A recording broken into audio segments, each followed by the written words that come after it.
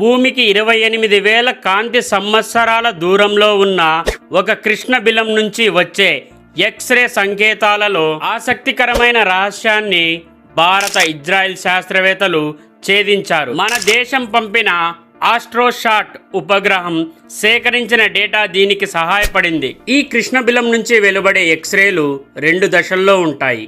ఒకటి ప్రకాశవంతంగా, మరొకటి మసకగా. ఒక్కో దశ కొన్ని వందల సెకండ్లు కొనసాగుతుంది. ప్రకాశవంతమైన దశలో కేవలం 1 సెకనులోనే దాదాపు 70 సార్లు ఫ్లిక్కరింగ్ అవుతున్నట్టు శాస్త్రవేత్తలు గుర్తించారు. అప్పుడు కృష్ణబిలం చుట్టూ ఉన్న కరోనా కుచించుకొని తీవ్రంగా వేడెక్కుతుంది. కానీ మసక దశలో అది విస్తరించి చల్లబడిపోతుంది. అందుకే ఫ్లిక్కరింగ్స్ కనిపించవు. దీన్ని బట్టి కృష్ణబిలం కరోనాకు స్థిర ఆకృతి లేదని, వాయు ప్రవాహం దాని స్వభావాన్ని మార్చేస్తుందని తెలిసింది.